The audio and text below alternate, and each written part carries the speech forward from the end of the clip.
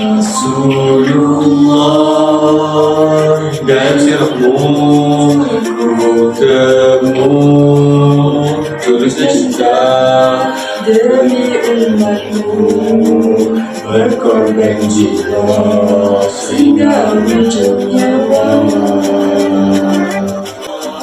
Kalau diri bisa menaklukkan cinta,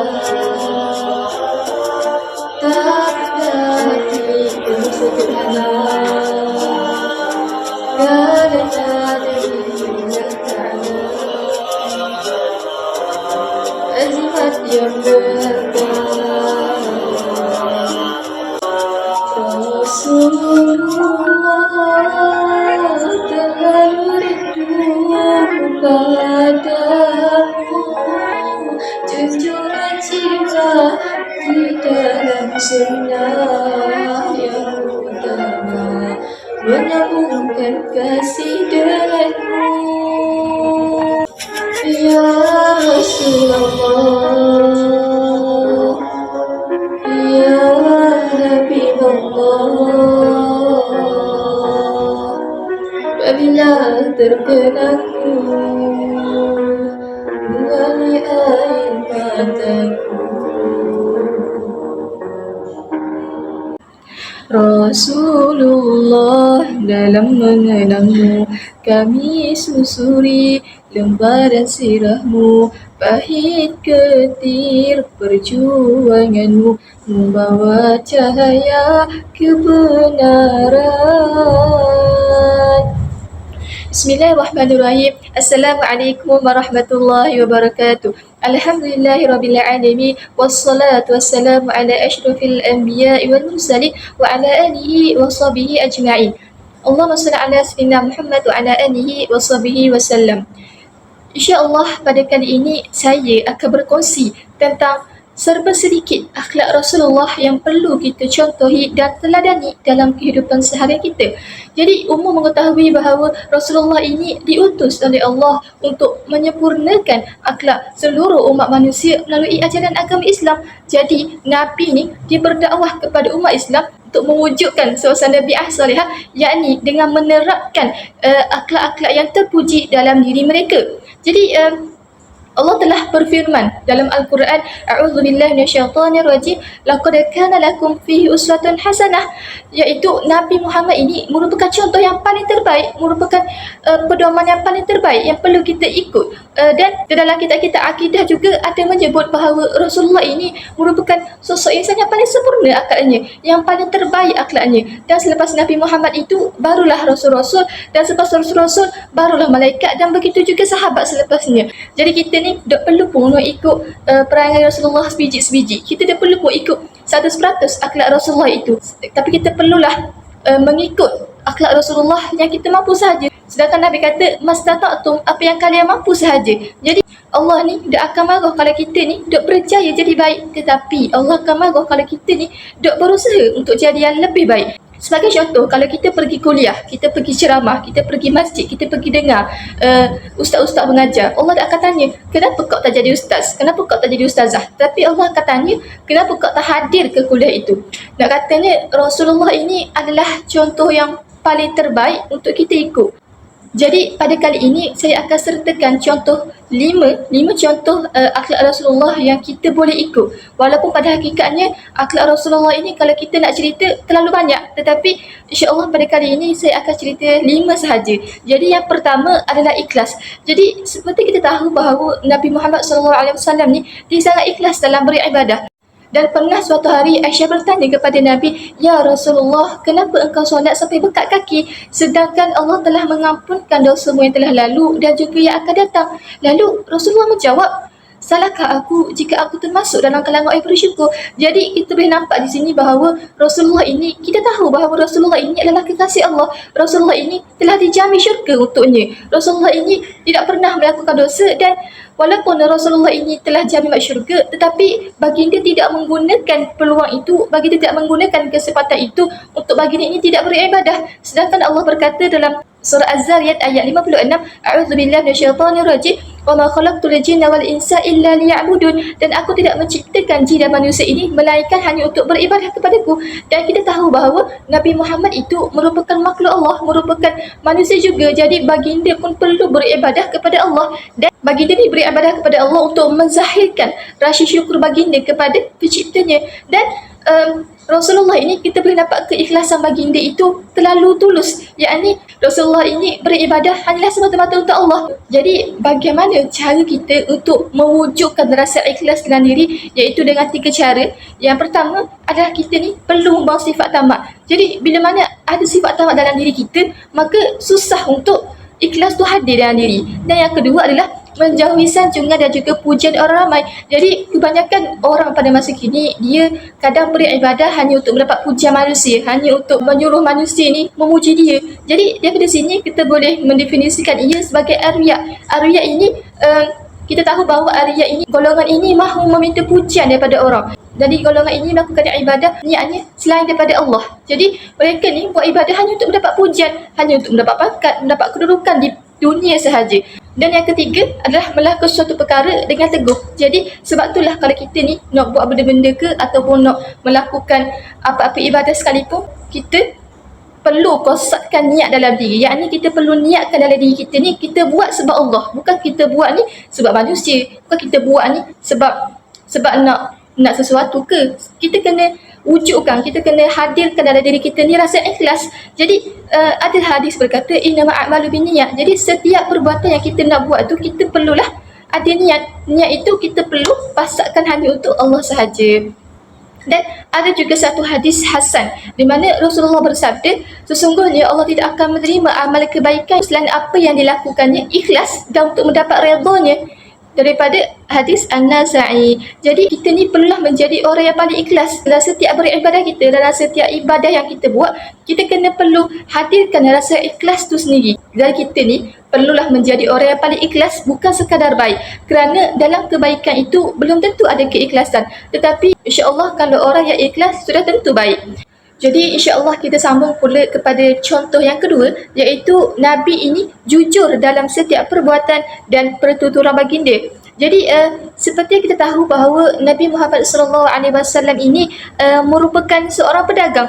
Jadi yang saya nak ceritakan di sini bahawa Nabi Muhammad ini seorang yang sangat jujur dalam perdagangannya. Sampaikan orang menggelar baginda sebagai Al-Amin, yakni orang yang paling dipercayai. Kerana apa? Kerana Nabi Muhammad SAW ini merupakan pedagang yang paling berjaya dan paling masyhur sebelum menjadi utusan Allah SWT. Jadi Nabi Muhammad ni pun dia kenal Siti Khadijah, yakni isteri pertama baginda dalam dunia perdagangan juga. Dan pada ketika itu Nabi Muhammad SAW ni diminta untuk menjaga barang dagangan Siti Khadijah. Dan Siti Khadijah ini merupakan usahawan yang paling terkaya ketika itu di bumi Hijaz. Jadi Nabi ni ketika dia menjaga barang dagangan Siti Khadijah, dia sangatlah jujur. Jadi disebabkan kejujuran baginda dalam dunia perdagangan ni, menyebabkan baginda menjadi sasaran kendikian kaum Quraisy Mekah. Jadi mereka sangat marah kepada baginda kerana mereka merasakan bahawa dunia perdagangan tidak boleh dicampur dengan kejujuran. Kerana kalau kita nak berdagang, cuma berdagang sahaja, tidak memerlukan kejujuran walau sedikit pun. Jadi saudagar Quraisy Mekah ini telah membuat perancangan untuk membankruptkan Nabi. Jadi rombongan pedagang ini telah membawa barang dagangan ke Syam. Lalu mereka sengaja untuk menjatuhkan barang tersebut kerana mereka merasakan bahawa kalau mereka menjatuhkan harga barang tersebut, sudah pasti ramai orang akan membeli barang tersebut. Jadi apabila Nabi mengetahui tentang perkara itu, Nabi langsung tidak mengikutnya. Kerana apa? Kerana baginda sedar bahawa barang dagangan yang baginda jaga itu adalah hak milik Siti Khadijah dan bukan hak milik baginda. Jadi baginda tidak ada hak untuk menaikkan sesuka hati harga barang tersebut. Tetapi Nabi kita ni, Nabi Muhammad SAW ni sangatlah cerdik orangnya, di mana Nabi merasakan bahawa barang yang dijual itu merupakan permintaan ramai. Jadi walaupun barang dagangan kaum Quraisy itu habis, maka mereka akan berbusu-busu kepada Nabi. Jadi tepatlah tekaan baginda di mana apabila barang saudagar Quraisy itu habis, maka orang ramai menyerbu tempat baginda menjual barang dagangan tersebut. Jadi pada akhirnya orang ramai ni dia membeli barang Nabi dengan harga yang normal, yakni dengan harga yang asal lah. Jadi rombongan Quraisy tu sangat dengki kepada baginda kerana mereka semua telah menjadi rugi, sedangkan Nabi Muhammad SAW mendapat untung yang besar kerana menjual hasil dagangan yang harga yang sama, tetapi mereka rugi kerana menjual barang dagangan yang rendah harganya. Jadi daripada Abu Muhammad Al-Hasan bin Ali bin Abi Talib meriwayatkan bahawa aku menghafal sabda Rasulullah SAW, tinggalkanlah apa yang meragukanmu pada apa yang tidak meragukanmu. Sungguh kejujuran lebih menenangkan, sedangkan dosa menggelisahkannya. Riwayat At-Tirmizi dan Ahmad. Jadi kita ni perlu memasakkan dalam diri kita ni sifat jujur. Kerana apa? Kerana apabila kita menipu, apabila kita mempunyai sikap al-kadhib, yang ni sifat dusta dalam diri, maka apabila kita menipu satu perkara, akan tercalik satu titik dosa dalam hati kita. Jadi apabila kita terlalu menipu, apabila kita selalu mengamalkan menipu dalam kehidupan kita, apabila kita bercakap dengan orang, kita selalu menipu, selalu bercakap dusta, maka semakin banyaklah titik hitam di hati kita. Jadi sebabkan itulah hati kita ni susah untuk menerima teguran orang, susah untuk mendapat cahaya dan hidayah daripada Allah. Kerana apa? Kerana telah diselubungi dengan titik-titik hitam dosa kita itu. Jadi kita sambung pula kepada contoh yang ketiga, iaitu contoh Nabi ini bersifat pemurah. Jadi sebelum Nabi ini diangkat menjadi Rasul, Nabi ini menjadi cermin, yakni memantulkan sifat pemurah yang dimiliki oleh Allah SWT. Jadi kita nampak di sini bahawa Nabi ini tersangatlah pemurah. Seperti kita tahu bahawa Nabi ini selalu mendermakan harta yang baginda ada untuk fakir miskin. Bahkan rezeki yang baginda dapat daripada semua pekerjaan baginda itu, baginda gunakan hanya untuk keperluan baginda, dan selebihnya disedekahkan kepada orang yang lebih memerlukan. Jadi saya nak kongsilah satu cerita berkenaan Nabi ni bersifat sangat pemurah kepada golongan miskin. Jadi pada suatu hari ada tu pengemis ni, ia mari ke rumah Nabi lalu berkata kepada Nabi, "Wahai Nabi, saya pengemis dan saya ingin minta sedekah." Lalu ketika baginda mendengar, baginda menyuruh Aisyah untuk mengambil baju baginda, dan baginda pun menyerahkan baju tersebut kepada si pengemis itu. Lalu baginda berkata, "Buahlah baju ini ke pasar." Dan ketika pengemis itu mendapat baju Rasulullah, dia sangat gembira. Lalu dia pun bergegas pergi ke pasar dan menjual baju tersebut. Dan dia pun dengan rasa yang teruja, dia pun pergi ke pasar lalu dia menjual baju tersebut. Siapakah yang ingin membeli baju Rasulullah? Jadi apabila orang mendengar si pengemis itu berkata demikian, maka ramai yang berpusu-pusu datang ke pasar untuk melihat, untuk membeli baju Rasulullah itu. Jadi adalah seorang yang kaya tetapi buta.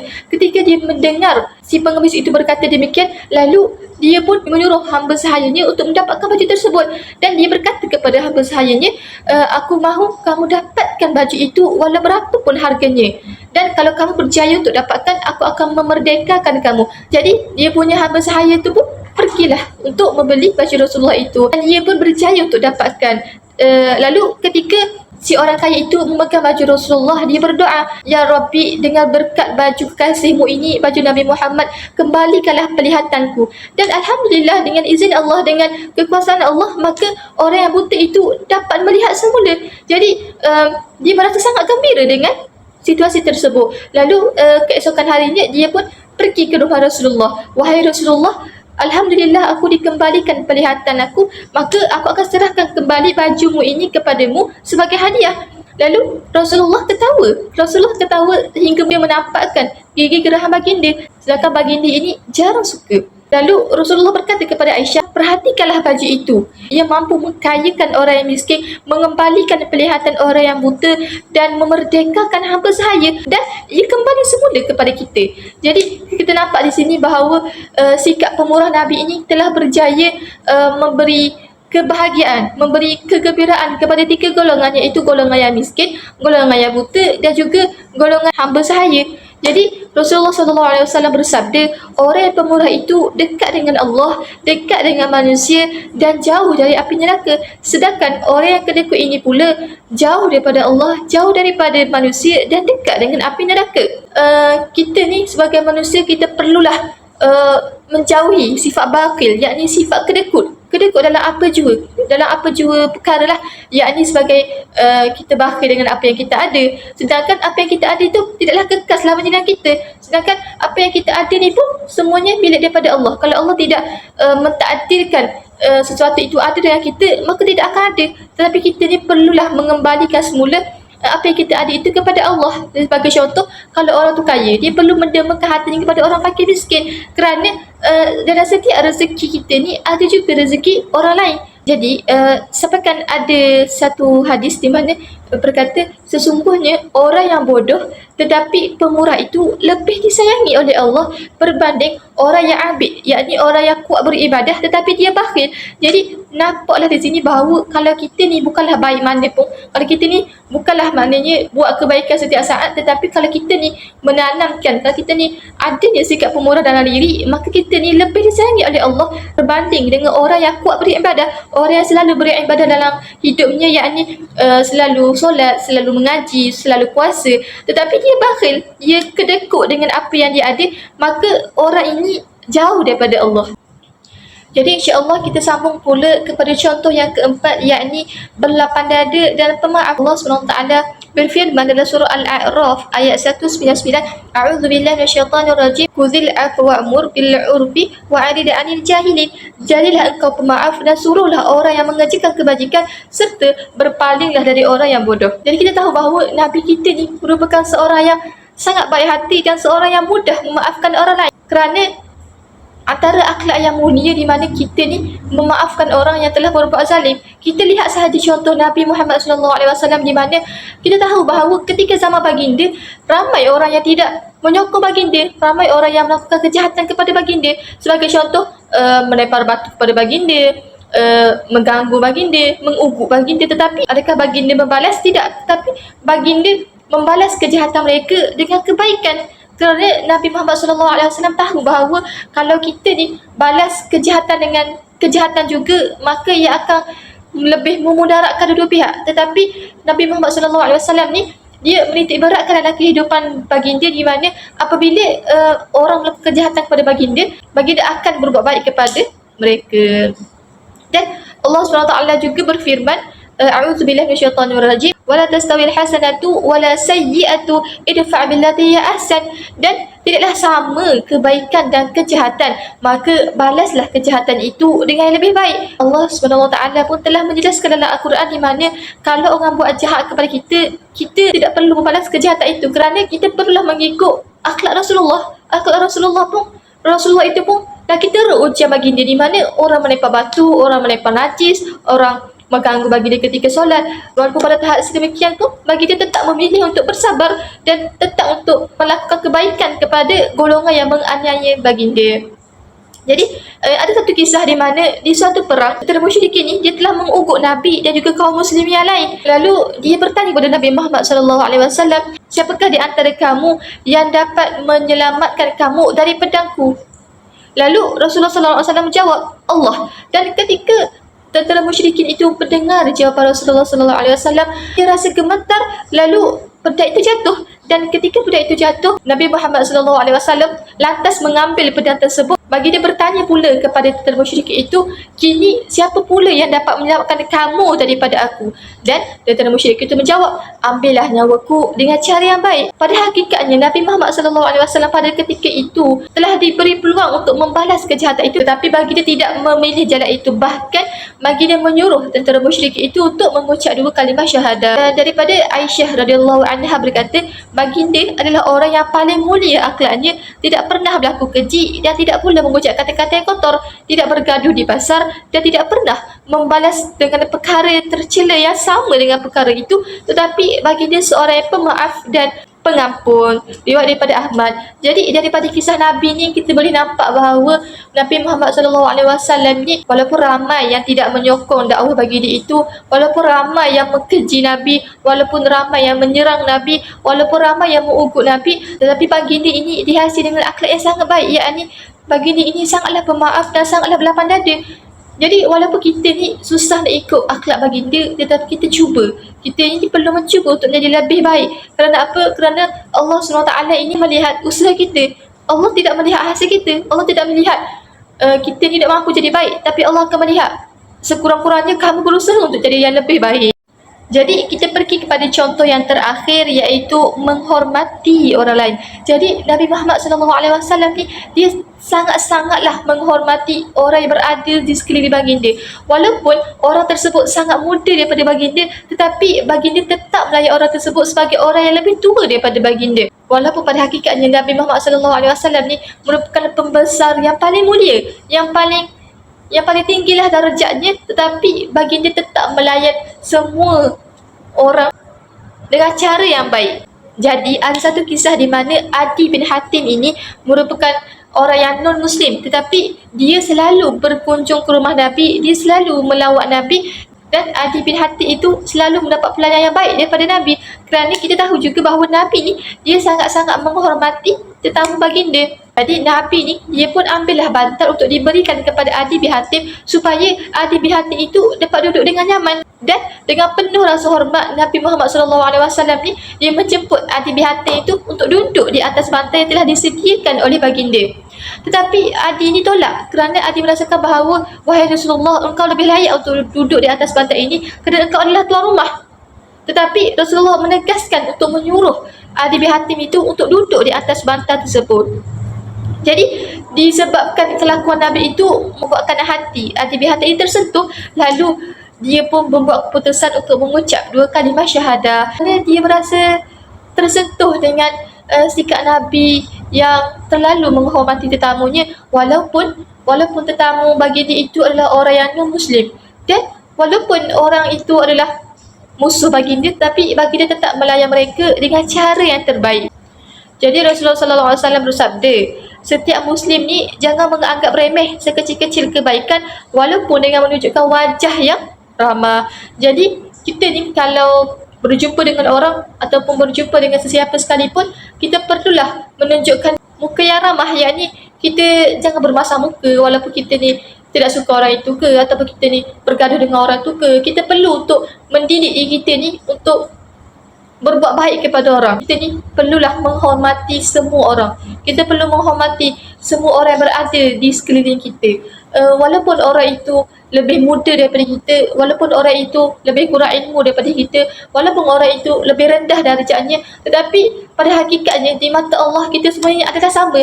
Yang membezakan adalah hati kita sahaja, hati kita. Walaupun kita ni pangkat tinggi ke, walaupun kita ni kaya, kita ni bijak sekalipun, Allah tidak memandang ke arah itu. Yang Allah lihat hanyalah amalan kita. Allah hanya lihat kebaikan yang kita buat.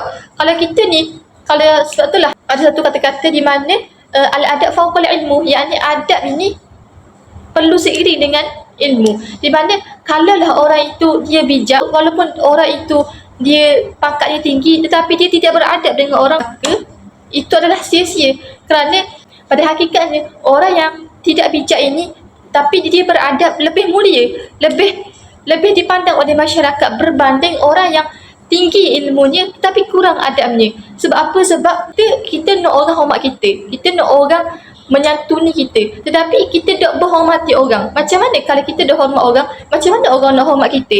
Jadi kalau kita nak sesuatu tu kembali kepada kita, kita perlulah memulakan ia. Kita perlulah memulakan sesuatu tu. Kalau sebagai contoh, kita nak orang hormat kita, jadi kita perlu memulakan langkah pertama, yakni kita perlulah menghormati orang dulu. Jadi apabila kita menghormati orang dulu, insya-Allah orang akan menghormati kita juga. Jadi pada khulasahnya, mencontohi akhlak Nabi ini menunjukkan ketaatan kita kepada baginda, menunjukkan rasa sayang kita kepada Nabi Muhammad SAW ni. Dan akhlak terpuji ini juga merupakan cara yang paling utama, merupakan objektif utama untuk kita ni lebih dekat dengan pencipta kita. Jadi ada satu hadis di mana Rasulullah SAW bersabda, inna min ahibbikum ilayya wa akrabakum minni majlisan yaumal qiyamah ahsanukum akhlaqan. Maksudnya, sesungguhnya di antara orang yang paling aku cintai dan paling dekat tempat duduknya pada hari kiamat denganku, iaitu orang yang paling baik akhlaknya. Riwayat Tirmizi. Jadi perlulah mengikut akhlak Rasulullah. Walaupun kita ni tak mampu nak ikut semua apa yang Nabi buat, tetapi sekurang-kurangnya kita ni mencuba untuk mengikuti akhlak Rasulullah. Kerana apabila kita ni mengikut apa yang Rasulullah buat, insya-Allah kita ni automatik akan jauh daripada perkara yang Allah larang. Sebagai contoh yang saya bagi tadi itu adalah kejujuran. Kalau kita ikut akhlak Nabi, yang ni kita dak jujur dalam setiap perkara, maka kita akan dekat dengan dosa, yakni kita akan menipu lah, kita akan menipu. Jadi menipu itu adalah satu dosa. Jadi bila kita menipu, pada hakikatnya kita ni akan terjerumus dalam dosa dan kita ni akan jauh daripada Allah. Jadi pada awalnya memang susah, memang payah untuk kita terap dalam diri kita ni untuk ikut apa yang Nabi buat. Tetapi memang pada awalnya tidak biasa.